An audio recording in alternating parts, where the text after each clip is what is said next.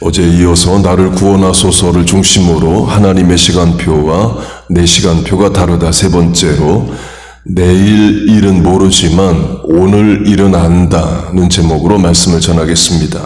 어제 출애굽기에 Deliver us, 나를 구원하소서를 강조했습니다. 창세기 15장을 보면 하나님이 아브라함에게 아직 이삭이 없을 때, 이스마엘도 없을 때, 무자할 때에 아브라함의 후손들이 이집트에서 400년을 살면서 고난당하고 출애굽할 것을 말씀하십니다. 특징은 출애굽의 때는 이집트인들의 죄뿐만 아니라 아모리 족속의 죄와도 연결이 돼요. 내 자손은 4대 만에 이 땅으로 돌아오리니 아모리 족속의 죄악이 아직 가득 차지 아니함이니라. 아모리 족속은 가나안 족속 중 하나입니다. 출애굽은 히브리인들을 400년 동안 핍박한 이집트인들의 죄를 심판하는 것도 포함되지만 아모리 족속으로 대표되는 가나안 7족속을 심판하시는 사건도 됩니다. 여호수아서의 정복전쟁이 그걸 말합니다. 가나안 땅을 사는 가나안 족속이 우상 숭배합니다. 하나님이 심판하고자 하셔요. 그런데 당장 심판하진 않으십니다. 아모리 족속의 죄악이 가득 찰 때까지로 하나님이 기다리셔요. 어느 정도 기다리시냐? 400년을 참겠다 하십니다. 창세기 15장에 무자한 아브라함 때부터 하면 500년 이상을 참겠다로 시간표를 말씀해 주십니다. 곧 하나님의 시간표가 이미 주어졌습니다. 그러면 그 시간표가 되기까지는 아브라함의 후손들이 그 무슨 노력을 해도 출애굽은 안 되는 거예요. 어제 강조한 대로 하나님의 시간표가 되기 전까지는 모세가 나이 40에 사람 죽여가면서까지 자기 백성을 돌아보려고 해도 안 되는 겁니다. 하나님이 정하신 시간이 돼야 출애굽이 됩니다. 아브라함 본인도 마찬가지입니다. 하나님이 75세의 아브라함, 65세의 사라를 부르십니다. 그리고 많은 자녀를 주겠다 약속하셔요. 그러면 우리 생각에는 내년에 아들 낳나 보다 생각할 수 있죠. 하나님이 직접 말씀하셨으면 금방 이루어질 걸로 생각합니다. 그러나 당장 이루어지지 않습니다. 25년 뒤에 아브람과 사라는 이삭을 낳아요. 25년이면 너무 긴 세월이죠. 우리로 하면 뭐 하나 놓고 기도하는데 하나님이 25년 뒤에 이루어 주신다 그러면 어렵죠. 곧 하나님이 아브람과 사라에게 아들을 주겠다고만 말씀하셨지 시간표는 이야기를 안 하십니다. 언제 주겠다를 말씀을 안 하셔요. 그 기약 없는 날들을 아브람과 사라가 살아갑니다. 그래서 또 중간에 또 낙심도 하고 해서 여종 하갈을 취해서 이스마엘을 낳기도 합니다. 시간표로 하면 하나님이 아브람 때로부터 500년 뒤에야 이루어지는 출애굽의 시간표는 이야기해 주시면서 아브람이 살면서 겪는 아들 이상 낳는 시간표는 이야기를 안 하십니다. 왜 그렇게 하시느냐? 모릅니다. 하나님이 다 설명을 안 해주셔요. 그런 현실 가운데서 기도하는 것이 신앙이고 그 현실을 받아들이는 것도 신앙입니다. 곧 약속은 밝히 주어졌는데 그 약속의 성취가 감추어진 하루하루를 인내하며 살아가는 것이 신앙이에요. 당연히 어렵습니다. 그래서 아브람과 사라가 인간적인 방법을 쓰죠. 여종을 취해서 아들을 낳습니다. 우리식으로 하면 하나님께 기도해도 답이 나오질 않습니다. 전혀 응답이 없어요. 답답한 마음에 무당을 찾을 수도 있고 또는 예언 기도한다는 누구를 찾아가서 물어볼 수도 있습니다. 하나님이 답을 안 주시는데 무당이 예언 기도한다는 사람이 답을 줄 수가 없죠. 그래서 답답하고 문제 해결 안 된다고 해서 누구 찾아가서 묻는 것은 하나님이 약속은 하셨는데 아들이 안 생긴다고 해서 여종 하갈을 취해서 이스마엘 낳는 것과 같습니다. 결국 인간적인 방법을 쓰는 거기 때문에 그래요. 기독교인들이 무당을 찾는다를 언급했는데요. 저와 여러분 입장에서는 기독교인이 무당 찾는다는 게 말이 되냐 하겠지만 그 말이 안 되는 일이 또 일어나는 것도 현실입니다. 솔로몬이 우상숭배자가 되는 게 말이 돼서 솔로몬이 우상숭배합니까? 출애굽한 그 큰 은혜를 받은 이스라엘이 광야에서 금송아지 만드는 게 말이 되냐는 거예요. 근데 말이 안 되는 일이 일어납니다. 무당 중에 진짜 무당, 귀신 역사하는 강신 무당, 세상 말로 영빨 있는 무당들은 또 알아본답니다. 당신 기독교인인데 왜 나한테 와서 묻냐? 이렇게 말도 한대요. 강조점은 사람이 왜 무당을 찾느냐? 무당은 틀릴지언정 당장의 답을 줍니다. 합격한다, 못한다, A다, B다, 된다, 안 된다, 누구다, 당장의 답을 줍니다. 손님 입장에서 무당의 말이 다 맞을 거라고도 생각 안 합니다. 틀릴 줄도 알아요. 그러나 답답한 마음은 당장 해결해 줍니다. 된다, 안 된다, A다, B다 말해줘요.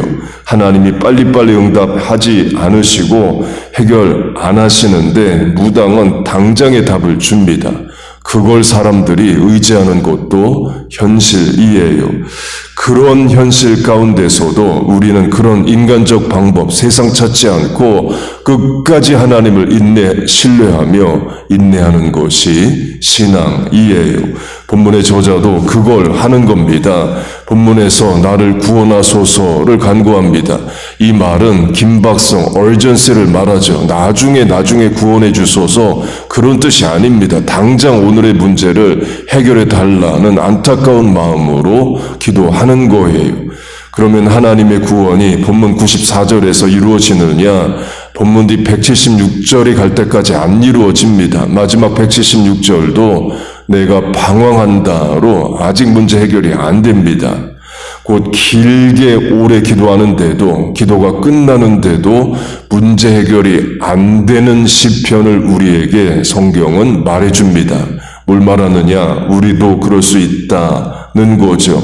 그런 상황에서 시편 저자가 주의 법도를 붙잡고 하루하루 인내하고 하나님 의지하고 살듯이 copy him, follow him, 너희도 그렇게 하라를 말씀하시는 겁니다. 마지막으로 하나님의 시간표대로 된다를 바울로 적용하겠습니다. 사도행전 23장을 보면 바울이 전도여행을 마치고 예루살렘으로 돌아옵니다. 그러자 유대인들이 바울을 죽이려고 해서 로마 군인 천부장, 1000명의 부하가 있는 천부장이 바울을 붙잡아서 로마 군대 안에 넣어놓습니다. 바울을 꼭 살려야겠다 그런 차원이 아니라 예루살렘에서 바울 때문에 소요가 일어나고 함부로 살인이 일어나면 안 되기 때문에 소요를 진정시키기 위해서 바울을 일단 붙잡아 놓습니다. 그때 예수님이 직접 바울 옆에 나타나십니다.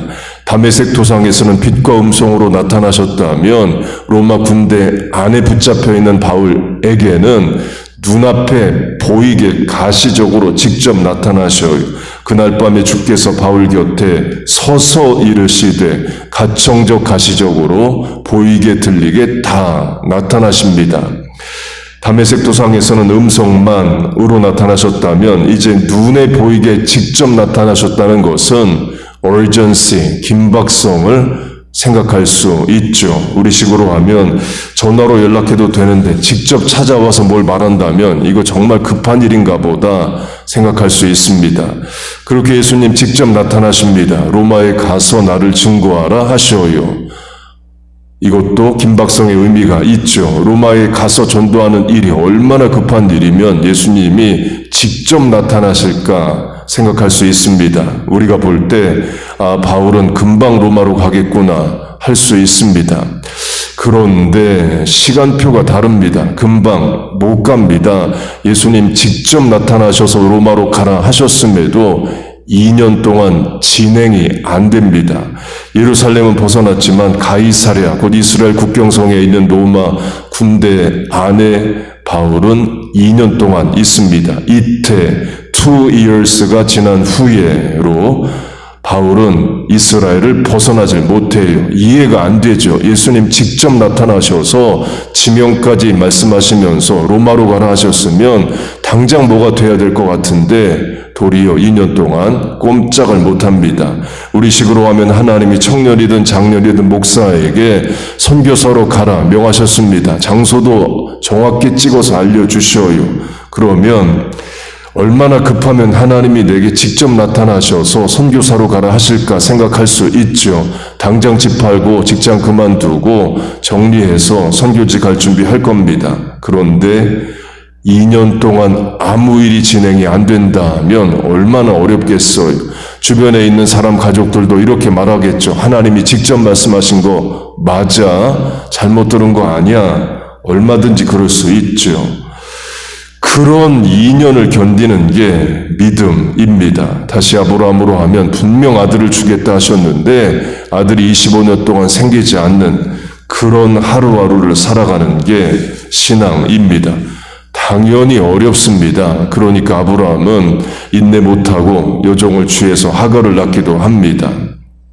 그러면 목사님, 오늘 내가 새벽에까지 와서 기도한 기도의 내용이 2년 뒤에, 25년 뒤에도 이루어질 수 있다는 건가요?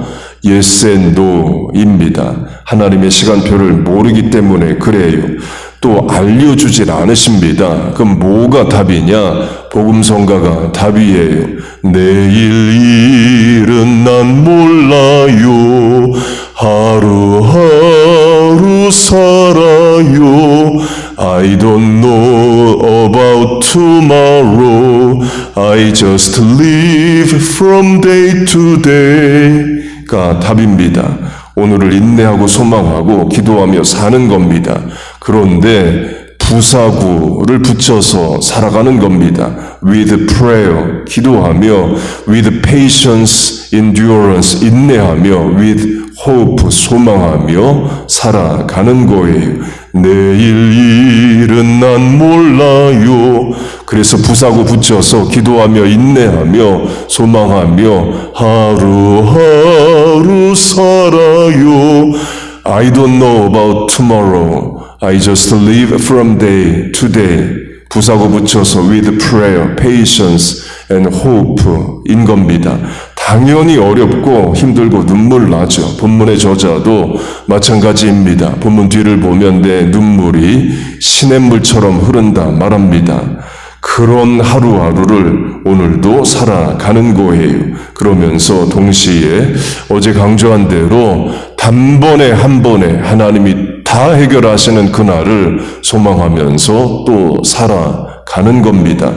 내일 일은 모르지만 오늘 일은 압니다. 내일 시간표는 모르지만 오늘 시간표는 우리가 알잖아요. 오늘 해야 될 일을 하며 내일을 소망하는 겁니다.